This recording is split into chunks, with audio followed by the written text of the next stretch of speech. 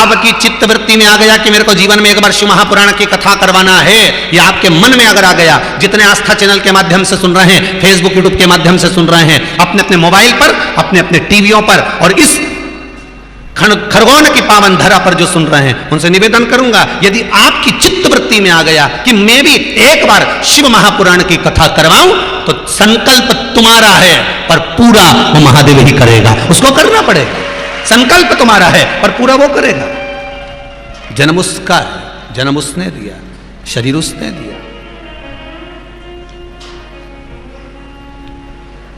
क्या चाहिए तुझको? बच्चा कहता है मेरा भाग्य बदल दो बस। शिव जी कहते हैं भाग्य बदलना है? क्या चाहता है वो बोल।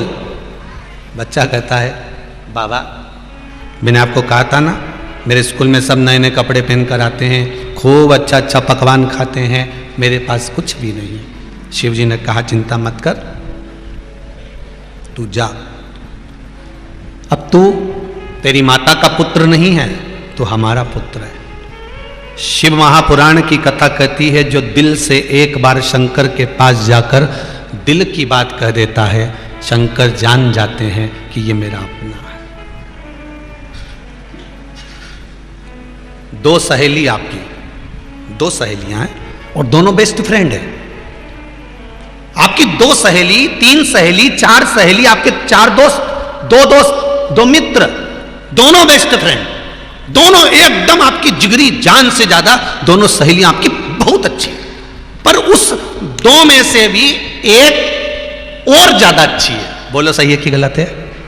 आपके भी दोस्तों में दो हैं, तीन हैं, चार हैं, सारे दोस्तों में सब जिगरी हैं, सब दिल से लेने वाले हैं, पर उसमें भी एक ऐसा होगा जिससे आप अपने दिल की बात कह सकते हो। एक सहेली ऐसी होगी जिससे आप अपने दिल की बात कह सकते हो। दो में भी एक ऐसी होगी। क्यों? उन दो में क्या अंतर है? तो क्या दोनों जिगरी है, दोनों बेस्ट फ्रेंड है, फिर दोनों में एक से तुम दिल की बात क्यों कहते हो? उसका कारण है, एक को कहते हैं ना तो वो सुनती तो है पर वो इधर की उधर कर देती है, क्या वो ठीक है, और एक ऐसी होती है जिसको कहो ना तो वह समझाती भी है, कोई बात नहीं, सास ने ऐसा बोला है ना, चलता है, माँ तो माई है ना, हो गया ना, अरे थोड़े दिन की तो है, काहे को ऐसा झगड़ा करे, काहे को लड़े, हो जाएगा। एक समझाती भी है, एक सुनती भी है, और अपनी बात अपने तक रखती है, किसी से कहती तक नहीं है, और भीतर उतारती है।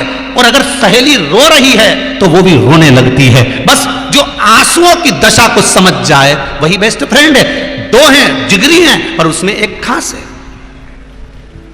शिवजी भी कहते हैं जो मेरे पास में आकर दिल से, हृदय से, चित्त से, वृत्ति से, मन से अपने दिल की बात मुझको कह देता है, शंकर कहते हैं फिर वो मेरा पुत्र और मेरी पुत्री बन जाती है। उसका दुख और उसका सुख मेरा होता है, फिर वो दूसरा नहीं, उसका सुख दुख मेरा।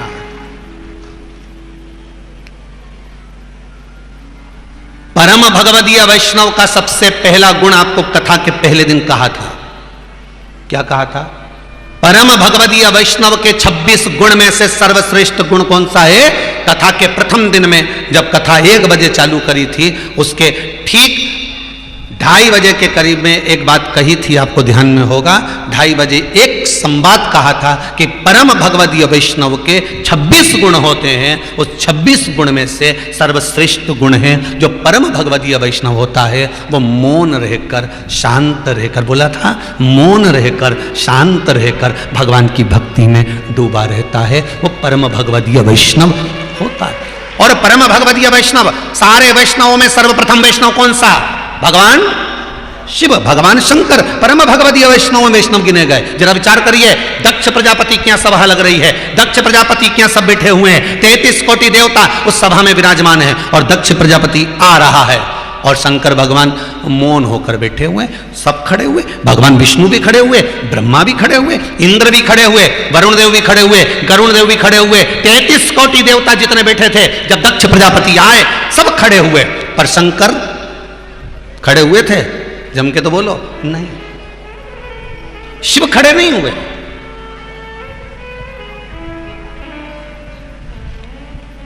क्यों खड़े नहीं हुए? अब तुम्हारे घर में बहुत सरल भाषा में लो इस कथा को, शिव महापुराण का ये सती खंड का जो चरित्र है, बड़ा सुंदर है महाराज, इसको बड़े ध्यान से सुनना। परम भगवदीय वैष्णव शिव महापुराण के भगवान शंकर, और शंकर भगवान का ये सती खंड का चरित्र बड़े ध्यान से सुनिएगा। आप अपने घर में बैठे हो, सोफे पे बैठे हो, पलंग पर बैठे हो, टीवी देख रहे हो, कुछ भी कर रहे हो, कोई आया, आपकी आंखें खुली है, कोई आया, आपने देख लिया, तो तुरंत उठे कि नहीं उठे? अरे बोलो तो जम के उठे ना, खड़े तो हुए, पूछ भी लिया, क्यों रे छोरा, कैसे आना हुआ, क्यों मम्मी, क्यों काका, क्यों बुआ जी, क्यों फूफा जी, एक शब्द तो निकला होगा। भले टीवी देख रहे होगे, भले सोफे पे बैठे होगे, पलंग पर बैठे होगे, पर आंख नेत्र अगर खुले हैं, आपके नेत्र अगर खुले हुए हैं, तो आप देखकर पूछ लोगे कि क्यों रे, क्या बात है। और अगर टीवी देखते मोबाइल चलाते बैठे बैठे सोफा पे, पलंग पे तुम्हारे नेत्र बंद हो गए, अब कोई आया तो तुम्हें मालूम पड़ा क्या? बोलो जम के, नहीं मालूम पड़ा ना। अगर नेत्र बंद हो गए तो कौन मालूम? ये नेत्र की भी बड़ी विचित्र कहानी है महाराज। कितने तरह के नेत्र होते हैं भगवान के? भगवान के नेत्र कितने तरह के होते हैं? 126 तरह के नेत्र होते हैं। कितने तरह के? जम के बोलो जरा। भगवान के नेत्र होते हैं 126 तरह के। ये जो खरगोन में कथा चल रही है, यह वैष्णव शिव महापुराण की कथा चल रही है। ये 15 तारीख को समापन होगी। 18 तारीख को जो नवेगांव छिंदवाड़ा के पास में जो कथा चालू होगी, उस कथा का नाम रहेगा त्रिनेत्र शिव महापुराण की कथा।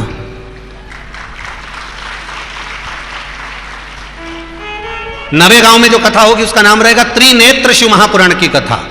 हमें शंकर भगवान के नेत्रों को समझना है। कभी उनके 3 नेत्र होते हैं, और कभी जब वो 5 मुख रख लेते हैं तो 15 हो जाते हैं। पंचमुखी महादेव, एकानंद चतुरानंद पंचानंद। अब जब 5 मुख हो गए तो नेत्र कितने हो गए? 15। तो हम समझे तो सही कि 3 नेत्र की क्या परिभाषा है, 1 नेत्र की क्या परिभाषा है, 2 नेत्र की क्या परिभाषा है, 10 नेत्र की क्या परिभाषा है, 15 नेत्र की क्या परिभाषा है, और 126 तरह के नेत्र की क्या परिभाषा है।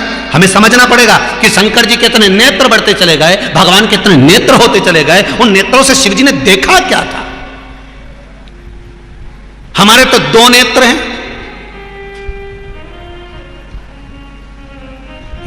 ये लोग कहते हैं, हमारे तो 2 नेत्र हैं। और शंकर जी के कितने नेत्र हैं? 3। 2 दिखते हैं, 1 बंद रहता है। कभी कभी खुलता है, कभी कभी खुलता है। जब वो खुलता है तो काम जल के भस्म हो जाता है और राम प्रकट हो जाता है। बोलो सही है कि गलत है? काम जलेगा, राम प्रकट हो जाएगा। ये शिव जी के 3 नेत्र हैं। जब शंकर जी के 3 नेत्र हैं तो अपने भी कितने होना चाहिए?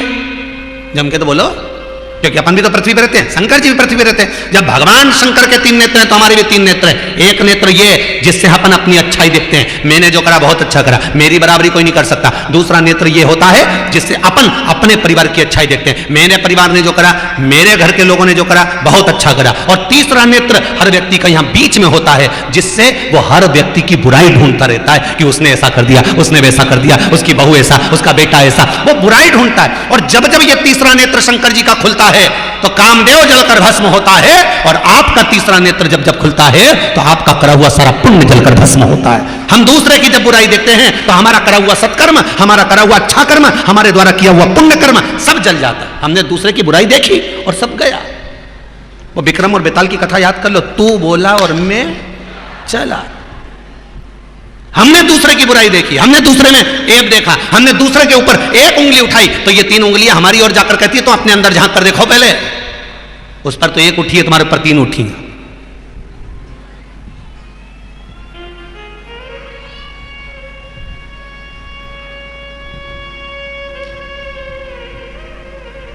विश्वास अगर है तो शंभू है।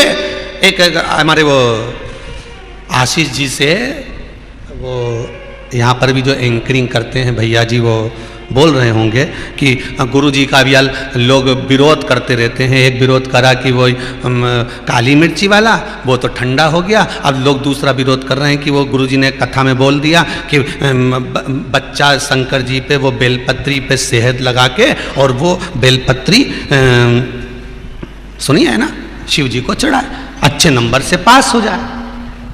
अब लोग विरोध इस बात का कर रहे हैं कि बच्चे पढ़ाई नहीं करे तो भी पास हो जाएंगे।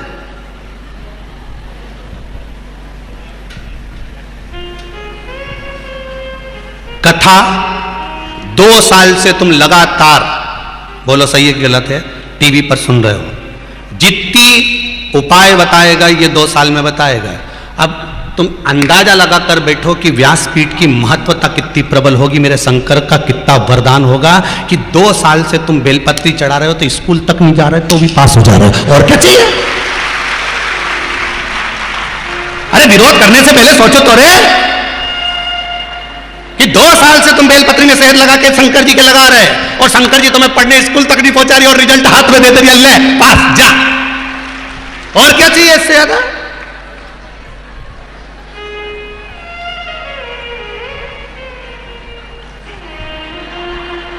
बोलो तो तेरा क्या होगा कालिया?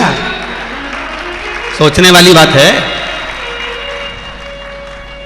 अब कहने को तो कह दिया, बेलपत्री चढ़ाने से क्या हो? अरे विश्वास अगर पक्का है, पढ़ाई करो खूब करो, पर आखिरी में वो बेलपत्री का तो देखो कितना जोरदार एक लेटर भी आया रे,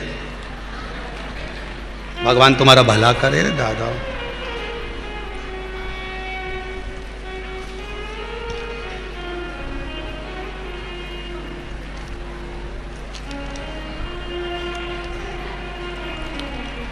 रिया सोनी खरगोन से हैं कोई? कहाँ बैठी हैं? हाथ उठाएंगे। रिया सोनी खरगोन से? नहीं, रिया सोनी खरगोन के पास एक गांव से हूं। कहीं बैठी हैं? हाथ हिलाइएगा। रिया सोनी खरगोन के पास कोई गांव से हैं? अच्छा वहां बैठी हैं। उस बच्ची का जरा सम्मुख में दिखाई, बेटा हाथ हिला दीजिए। रिया सोनी खरगोन के पास की गांव की हैं। इन्होंने एक बात लिखी है, गुरुजी एक कॉलेज में एडमिशन पाने के लिए मैंने इंदौर के कॉलेज के लिए पूरी जान लगा दी, पढ़ाई भी करी, सब कुछ करा, सबके हाथ पैर जोड़ लिए, पर मेरा उस इंदौर का जो कॉलेज माना हुआ कॉलेज है उसमें एडमिशन नहीं हुआ। बेटा आपने लिखा इस पत्र में, आपका एक उपाय किसी ने जलन भाव से लिखकर भेज दिया था कि बेलपत्री चढ़ाने से कोई पास होता है क्या? मैंने कहा प्रैक्टिकल करके देखने में क्या जाता है, और मैंने वो बीच वाली पत्ती पे शहद लगा के शंकर जी को चढ़ा दिया और बाबा ने ऐसी कृपा करी मेरा कॉलेज में एडमिशन करा दिया। ये ले बैठ जाओ बेटा, बहुत बहुत धन्यवाद, बधाई बहुत बहुत। अरे कृपा शिव की चाहिए, शंकर की। और आज तो इतना खुशी का दिन है रे दादा कि हमारा तो मन करे ना तुम्हारा मोतीचूर का लड्डू खिलाई दूं तुम सबको, पर मन में आए इतना मोतीचूर का लड्डू तो खरगोन की दुकानों पे भी नहीं होगा, इसलिए मैंने नहीं बुलवाया।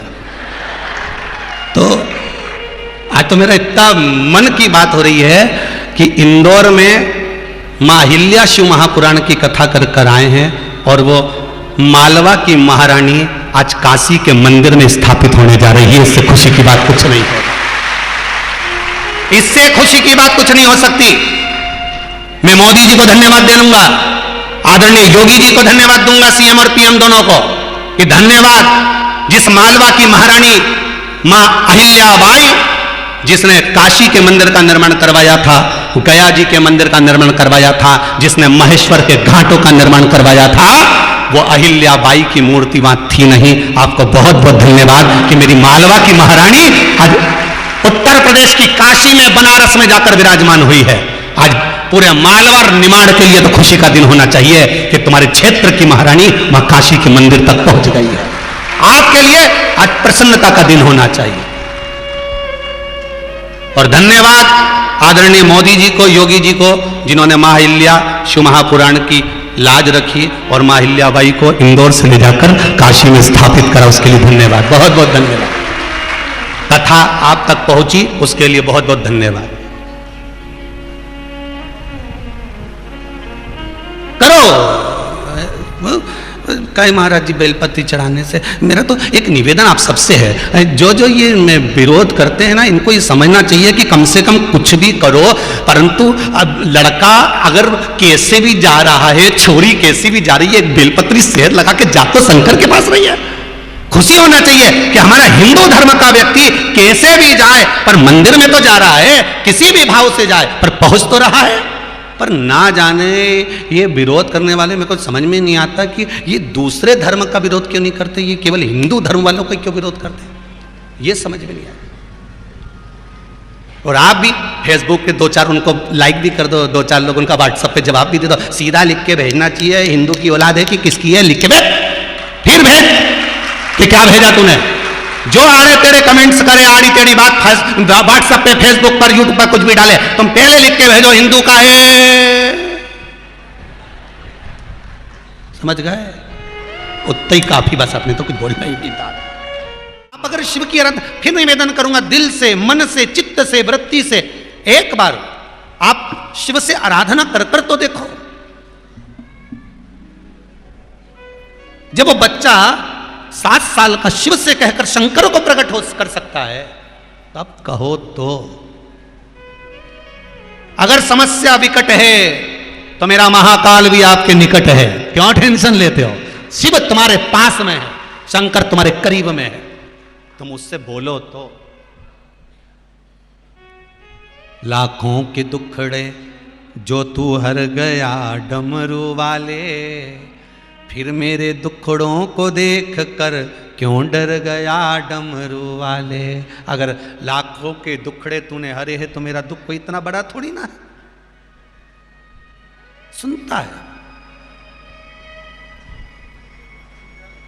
जहां बैठकर कथा सुन रहे हो वहां बैठकर श्री शिवाय नमस्तुभ्यम का जब तुम्हें समय मिले, जब तुम्हें एकांत देखो, जब तुम्हारी मर्जी पड़े तब जप लो, श्री शिवाय नमस्तुभ्यम जपो। शंकर भगवान को लगा कि मेरे ससुर को आने में देरी है, दक्ष प्रजापति को आने में देरी है, साधना में डूब गए। क्योंकि प्रथम वैष्णव का लक्षण है, वैष्णव का 26 गुण में से एक गुण है तुरंत भगवान की भक्ति में मौन होकर डूब जाना। तुरंत प्रथम वैष्णव का लक्षण है शंकर की भक्ति में डूब जाना, शिव के भजन में लग जाना। एक माताजी मंदिर में पंडित जी से कह रही थी, पंडित जी हम मंदिर नहीं आना चाहते, अब हम मंदिर कभी नहीं आएंगे। पंडित जी ने पूछा हुआ क्या, ये तो बताओ क्या हुआ, ये बताओ। तो पंडित जी से माता जी बोली बताओ, हम मंदिर आते हैं तो लोग यहाँ कहीं इधर से जा रहे हैं, कहीं कचरा उधर पटक रहे, कहीं दीवार से टिक के बैठे, तो कोई पाँव लंबा करके बैठा, तो कोई गप्पे मार रिया मंदिर में बैठकर। मंदिर में ये सब चीज़ें होना चाहिए क्या? लोग मंदिर में आते हैं तो ये सब चीज़ें तो होना ही नहीं चाहिए। इतने में पंडित जी ने कहा तुम मंदिर किसके लिए आते हो, जम के तो बोलो। आपसे कोई पूछे कि मंदिर किसके लिए जाते हो, ठाकुर जी के लिए। गोवर्धन नाथ जी के मंदिर जा रहे हो तो गिरिराज बाबा के लिए, शिव जी के मंदिर जा रहे हो शंकर जी के लिए। अगर आप मंदिर में जा रहे हो, मंदिर में आप भगवान के लिए आए हो, तो आपको मतलब किससे होना चाहिए, जम के बोलो जरा, भगवान से। अब तुम ये क्यों देख रहे हो कि कौन पाँव लंबा करके बैठा है, कौन सिर पे हाथ रख कर बैठा है, कौन गप्पे मार रहा है, कौन कचरा कर रहा है। तुम तो शंकर से मतलब रखो ना, मंदिर किसके लिए आए हो, शिव के लिए। अपने अपने घर से 2-2, 4-4 किलोमीटर दूर से, कोई 15-15, कोई 50 किलोमीटर, कोई 60 किलोमीटर, कोई 150 किलोमीटर दूरी से, कोई 200-250 किलोमीटर दूरी से तुम यहाँ क्या करने आए हो, कथा सुनने आए हो ना। अब कोई तुमसे कह दे कि तुम तो ये घूम रहे, वो घूम रहा है, इसको देख रहा है, उसको, अपने को नहीं देखना किसी को, अपने को तो लगन तुमसे लगा बैठे जो होगा देखा जाए, हमें नहीं देखना।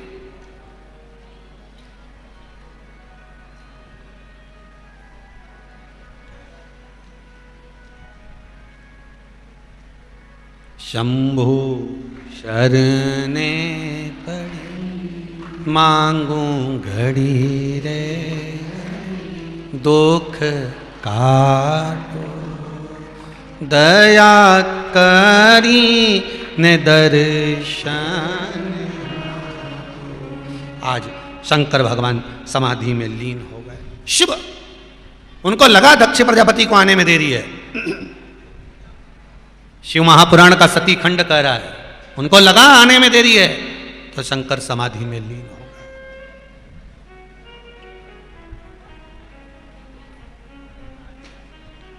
समाधि में लीन, मेरा ओघड़दानी, मेरा शंभु, मेरा शंकर।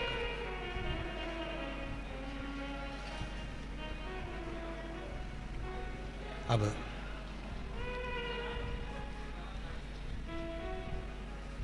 उठे, कौन उठाए इनको? ये तो आराम से नेत्र बंद करके बैठे हैं, अपने को सिखा रहे हैं भोलेनाथ जी। जब खाली बैठे रहो तो फालतू के प्रपंच में मत पड़ो, जो तुम करोगे तुम्हारी औलाद वो करेगी। सही है कि गलत है? आप फ्री होते हो, मोबाइल लेके बैठ जाते हो, व्हाट्सएप चलाते रहते हो, तो तुम्हारी औलाद भी व्हाट्सएप चलाएगी। तुम फ्री रहकर अगर भगवान की कथा उठाकर बैठ जाओगे, रामायण उठाकर बैठ जाओगे, तो तुम्हारी औलाद भी रामायण उठाएगी। फ्री टाइम में तुम टीवी देखोगे तो तुम्हारी औलाद भी टीवी देखेगी। तुम किताब उठाओगे तो वो भी किताब उठाए। बच्चों को प्रेरणा देने से पहले हमको भी थोड़ा सा संभरना पड़ेगा। एक माता पिता अपने बच्चे से कह रहे थे शाम को गुरुजी आएंगे, प्रणाम करना हो। बच्चे ने कहा ठीक है, आन दो गुरुजी को। शाम को गुरुजी आए, पिताजी ने कहा चल प्रणाम कर। बच्चे ने नहीं करा, पिताजी ने 2 धर के दिया। अपना गुरुजी है, प्रणाम नहीं करेगा, नहीं करना। बच्चा जिद्दी था, नहीं करा, रोने लगा। माँ आई, माँ ने कहा बेटा अपना गुरुजी है, प्रणाम कर। तो उसने नहीं करा। माँ ने भी धो दिया ऊपर पकड़ के, और माँ ने भी जो धोया ऊपर। गुरुजी पूछ रहे हैं तुम दोनों इसको क्यों मार रहे हो? गुरुजी प्रणाम नहीं कर रहा आपको। गुरुजी बोले नहीं कर रहा तो मत करने दो, कम से कम तुम दोनों तो करो। वो नहीं कर रहा मत करने दो, तुम दोनों तो करो। और दोनों माता पिता ने झुक के प्रणाम करा। इतने में तो बच्चे ने माता पिता को झुकते हुए देखा, तो बच्चे ने भी साष्टांग दंडवत करा। बच्चे ने भी करा। हम सुधरेंगे, जम के बोलो जरा, युग हम बदलेंगे, युग बदलेगा। हमें सुधरना पड़ेगा, तब युग सुधरेगा। तुम बहुत आस लगा के बैठे हो, हमारा बेटा हमको पानी देगा, हमारा बेटा हमको भोजन देगा, हमारा बेटा हमको रोटी देगा।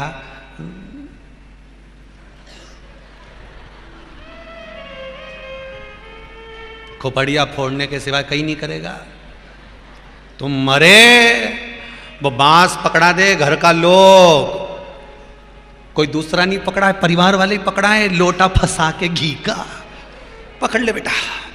तो छोरा पूछता है इसका क्या करूं? कि जो वो मरा हुआ जो आधा जल गया नहीं, वो की खोपड़िया पक गई होगी, फोड़ दे, लगा चौका। इधर फोड़े कि नहीं फोड़े? अरे बोलो तो, फोड़े? मतलब यहां भी क्रिकेट का मैच जोरदार हुआ है, दे रखे। तो छोरा बोले मेरी माँ है, मेरा पिता है, जो मर गया, आधा जला है, आधा तो जल रहा है, अभी तो आधा ही जला है। इतना में परिवार बोले यही रीति है, तू तो फोड़ दे धर के।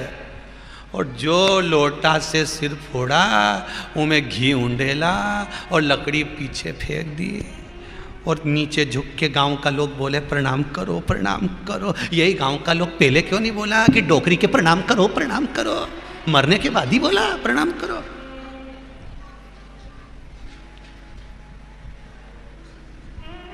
इसीलिए शायद वो मालवा के संत श्री नागर जी महाराज बहुत जोरदार किए। महाराज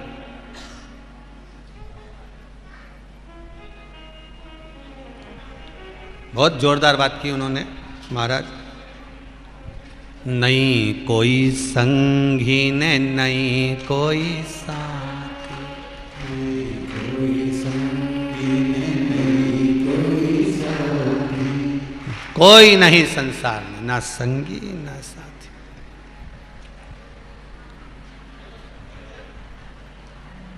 सब केवल लुटेरे हैं, लूटने के लिए आए, उसके सिवा कुछ नहीं।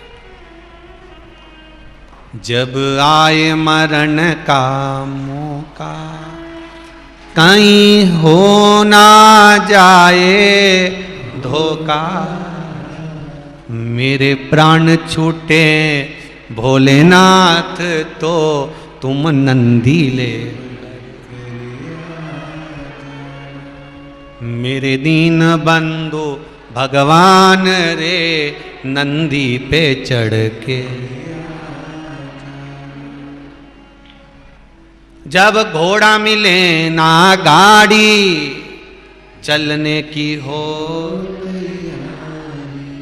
और मेरे प्राण छूटे भगवान, तो तुम गरुण लेकर। देखो दोनों बात कही महाराज, हमारे मालवा के संत ने दोनों बात कही, नंदी लेके आ जाना और गरुण लेके आ जाना। बोलो बोला कि नहीं बोला? सुना कि नहीं सुना तुमने भजन? सुना है ना? जी ने नहीं सुना वो बताओ, सुना है ना सबने? जब घोड़ा मिले ना गाड़ी, चलने की हो मेरी सैया छूटे नंदलाल, तो तू नैया ले गरुण लेकर आ जाना। मेरे दीन बंधु भगवान रे गरुण पे चढ़ के। मालवा के संत नागर जी महाराज ने दोनों बात करी, नंदी की भी बोली और गरुण की भी बोली। अब बहुत देर तक विचार करा हमने भी कि इनने नंदी की भी बोली, गरुण की भी बोली, जोरदार बात बोली, तो ये दोनों की क्यों बोली? तब समझ में आया कि कभी कभी मार्केट में अगर ट्रैफिक ज्यादा हो तो 4 व्हीलर नहीं जा सकती, तो 2 व्हीलर से निकल के जाया जा सकता है।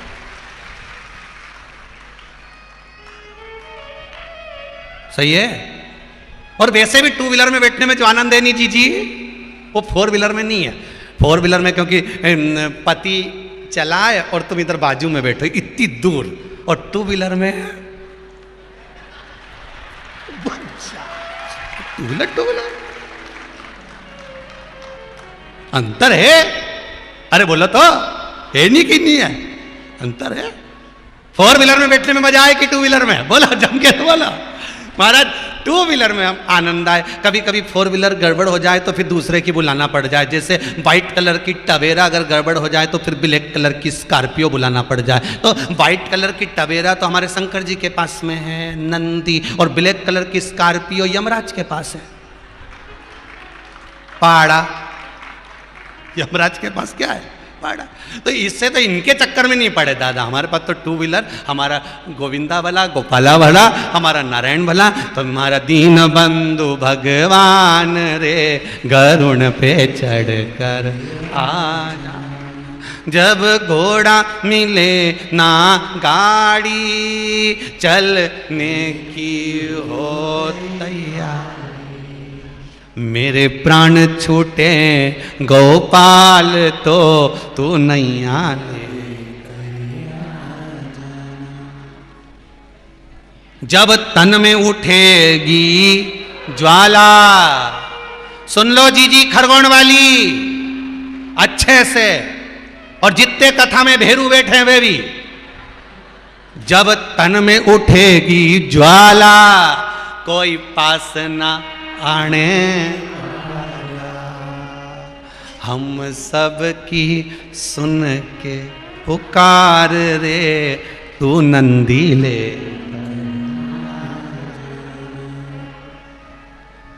और सुनो भोलेनाथ, हम और किसी के साथ जाएंगे भी नहीं।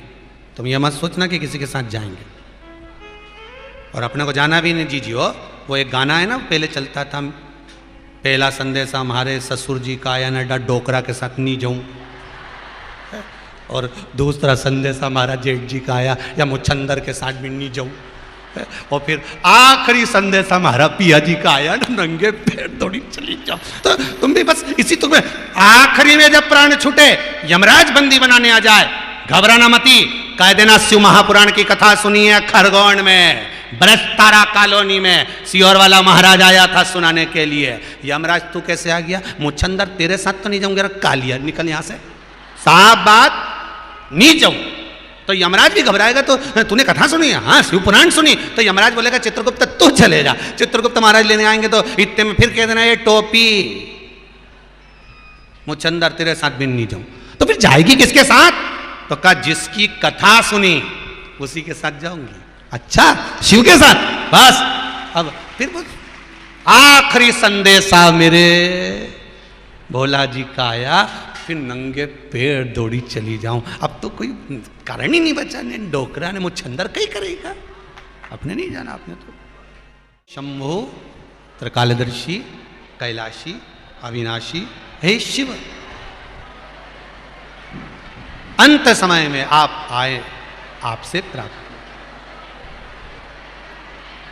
नेत्र बंद कर कर शिव साधना में डूबे। नेत्र बंद कर कर भगवान शंकर साधना में डूबे हुए हैं, उन्हें कोई मतलब नहीं किसी से, उन्हें किसी से कोई मतलब नहीं। फिर वही वाली बात आ गई, महाराज जी आप नेत्र खोल कर बैठे हो तो कौन आया उसको देख सकते हो, पर नेत्र बंद कर कर बैठे हो तो ये नहीं पहचान सकते कि कौन आया। शंभो शरणे पर मांगू घड़ी रे, दुख का दया करी ने दर्शन। बाबा नेत्र बंद करके बैठे थे, दक्ष प्रजापति का आगमन हुआ, जान नहीं पाए, कोई ने उठाया भी नहीं। बाबा देवादिदेव महादेव को किसी ने उठाया भी नहीं, किसी ने नहीं उठाया।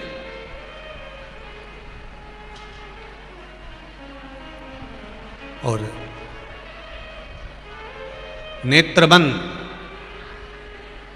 फिर वही बात आ गई, जरा कहीं पर भी समय मिले भगवान से बात कर लो, 2 क्षण बैठकर, 2 पल बैठकर, 2 घड़ी बैठकर उससे निवेदन कर लो, भगवान से प्रार्थना करो। अब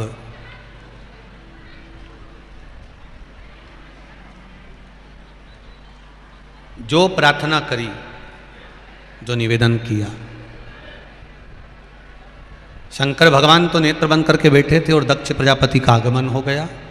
दक्ष प्रजापति का जब आगमन हुआ तब शिवजी नहीं देख पाए, और नहीं देखे तब दक्ष प्रजापति को क्रोध आ गया। एक बात अपनी जिंदगी में बहुत अच्छे से उतार कर रखिएगा,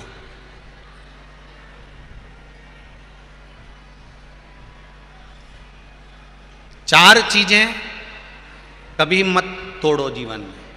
कितनी चीजें? 4। पहला रिश्ता, दूसरा किसी का दिल, हृदय, तीसरा वचन जो दिया वो ना तोड़ा, और चौथा विश्वास। मेरे शंकर की कथा कहती है ये 4 चीज में से अगर कुछ भी एक अगर आपने किसी का तोड़ा है तो संभलने में बहुत समय लग जाता है, बहुत समय। रिश्ता कितना भी बेकार हो, हाँ ठीक है, इन्होंने अपनी प्रॉपर्टी खा ली, इसने अपनी जमीन रख ली, इसने अपना प्लाट रख लिया, इसने अपना पैसा रख लिया, इसने अपना सामान रख लिया, सास का पूरा जेवर रख लिया, ये सामान लेकर चले गया, ये इसने ये कर लिया, इसने धन रख लिया। फिर भी निवेदन है, कुछ भी हो पर रिश्ता कभी समाप्त मत करो, रिश्ता कभी मत तोड़ो, क्योंकि धन वापिस कभी ना कभी प्राप्त हो जाएगा, पर जो प्रेम का रिश्ता है वो फिर वापिस नहीं मिल पाएगा। संबंध जरा सी देर में रिश्ता तोड़ लेते हैं लोग। इसने पैसा रख लिया, हमारा हक रख लिया, हमारा धन रख लिया, हम इससे बोलेंगे नहीं। किसी ने तेज आवाज में बात करी, मैं तो तुमसे बात नहीं करूंगा। किसी ने कुछ बोला, मैं तुमसे बात नहीं करूंगा। अरे क्यों रिश्ता तोड़ते हो? जरा जरा सी बात में कोई सुपाड़ियां खा के फेंक दोगे? तोड़ना नहीं है, जोड़ने की बात करना। महाराज एक किसी का हृदय मत तोड़, किसी का भी हृदय, ठीक है।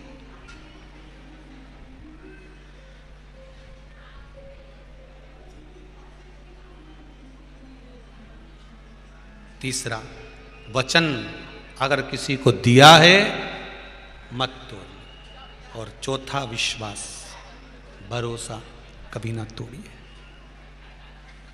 बड़ी मुश्किल से विश्वास जागृत होता है साहब, बड़ा मुश्किल से विश्वास प्रबल होता है, और उसको अगर तोड़ दिया जाए तो फिर जोड़ना मुश्किल।